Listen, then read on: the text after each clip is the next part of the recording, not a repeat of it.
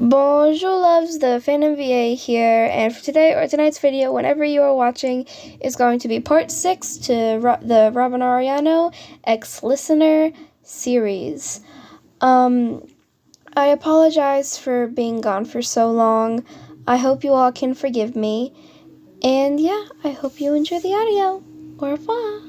It is now the next day, and you wake up to see a sleeping Robin next to you. You get up from the mattress and you start walking around, and suddenly you hear the phone ring. The exact black phone that was on the wall. You hesitantly walk back to the black phone and you pick it up. It sounds like no one is there. You try and get the attention to see if someone's there, saying, "Hello, is someone there? I need help." And then all of a sudden you hear, "Listener." You gasp and you hang up the phone, when all of a sudden the phone starts ringing again. It keeps ringing continuously until you finally pick up again. Don't hang up. You don't, and you ask who it is. "I don't remember my name." You ask him why not. "It's the first thing you lose." You ask him, "First thing you lose when?" "You know when." You recognize the voice, the person that is on the other side of the phone, and you ask how he knows your name. "We met once. Elementary school. You helped me." And you suddenly realize who the voice belonged to. Bruce Yamada. And tears suddenly come to your eyes again, wanting to cry. Bruce Yamada was one of your friends that you made in elementary school, but you guys just seem to fade away. Your friendship, at least. I'm gonna voice you in this part for a bit. Bruce Yamada? Yeah. Bruce. I'm Bruce. Robin finally wakes up from whatever sleep he was in and rubs his eyes and tiredly says, "Listener, what are you doing? Who are you talking to? Is someone on the phone?" You nod your head and you go back to your conversation, the one you were having with Bruce, and you ask him if the phone rang for him when he was here. "It rang, but none of us heard it. Just you guys. The grabber hears the phone too, but he doesn't want to believe it." You ask why he's calling you.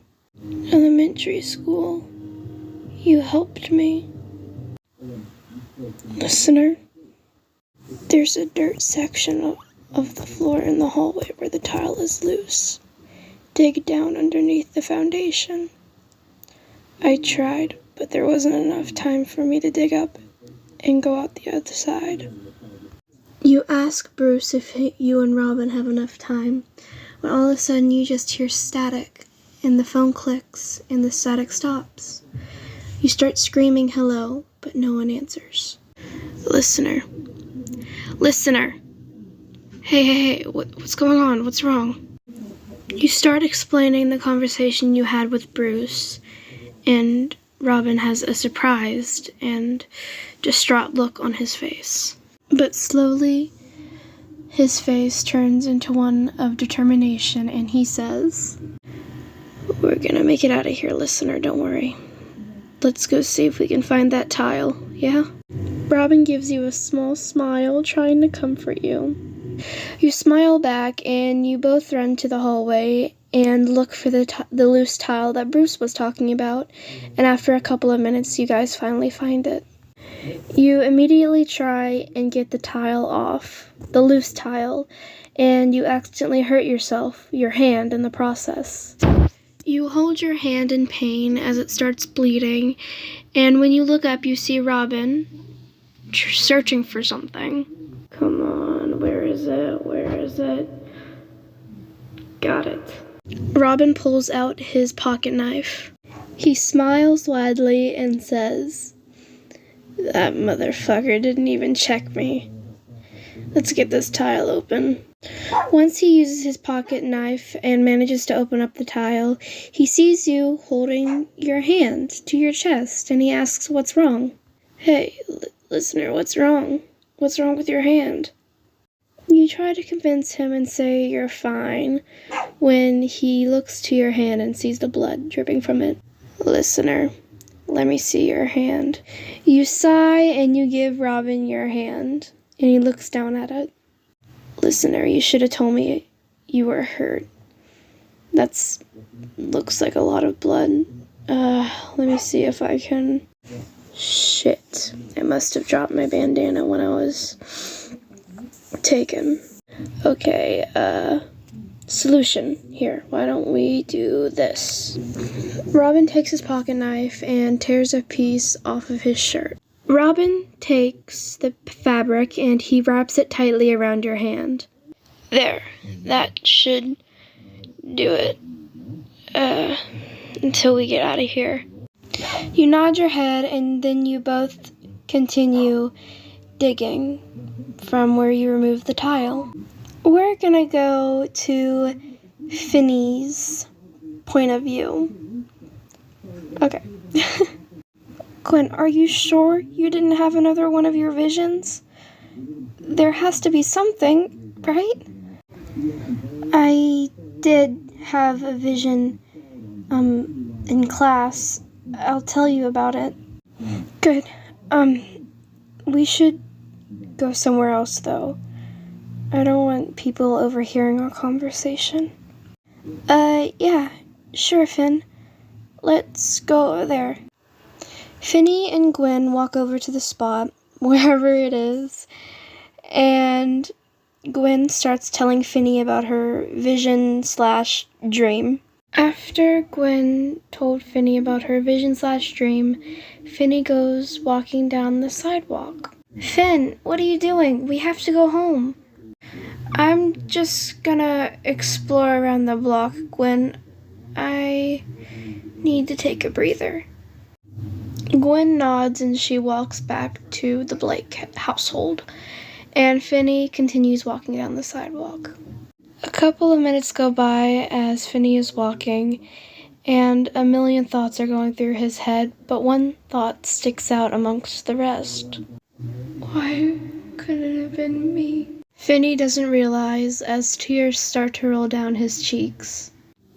Finney takes a deep breath and looks up and sees that the sun is almost setting. And he decides he should probably head home. He does not want to be late. So he immediately starts running home. Back with you and Robin, you finally realize that digging is taking too long and you and Robin definitely won't have enough time. Digging, at least. You put your hand on his shoulder and he looks at you and you shake your head. He looks down at the floor and nods slowly. You sigh and you look around the room to see if there's anything else that'll help you and Robin escape. And when you do, you see that the basement door is unlocked. You nudge Robin and he looks at you and you point over to the basement door. You both run to the basement door and you're almost out when you hear the phone ring.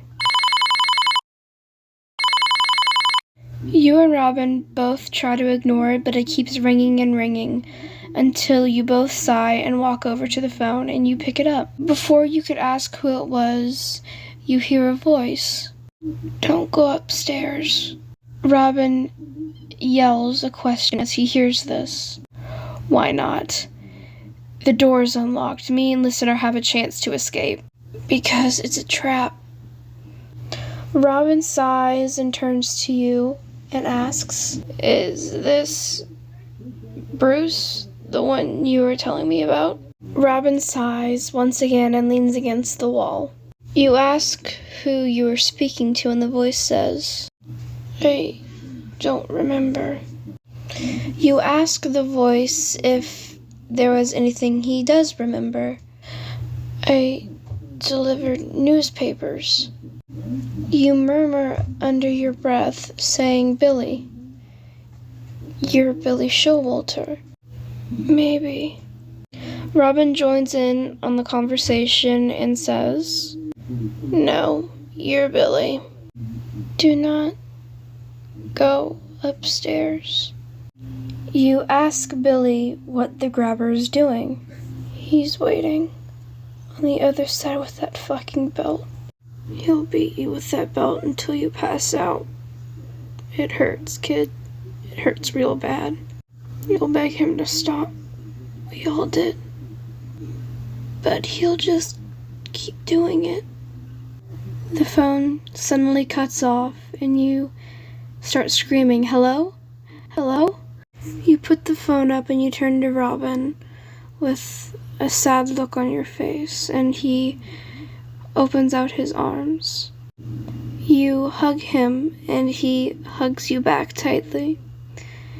And then after a couple of minutes of hugging, you look up and he's looking down at you. And then you both lean in and the phone rings once again, and you get out of the hug with Robin and answer it. "You said my name was Billy." You answer him back by saying Billy Showalter. "Don't call me that. I don't remember it. It's not who I am now." You ask him what he wants you to call him, and asking him what he remembers. "I told you both. I was a paper boy." You say okay, and you see Robin go sit on the mattress. You turn and look away. "See that wallet see how the wall is separated from the floor? I tore a long cable loose from down there. I kept it hidden." You nod your head, and you look towards Robin, a plan already forming in your head. And that is going to be the end of tonight's video whenever you are watching. I hope you guys enjoyed this audio. Like I said in the beginning, I apologize for being gone for so long. I want to say one thing before I leave. I'm going to be posting or doing another series with a brand new character, and I will be posting the first part soon. Yeah, don't forget to eat, drink, and if you take medicine, take your medicine. I will see you in the next audio. Au revoir, loves.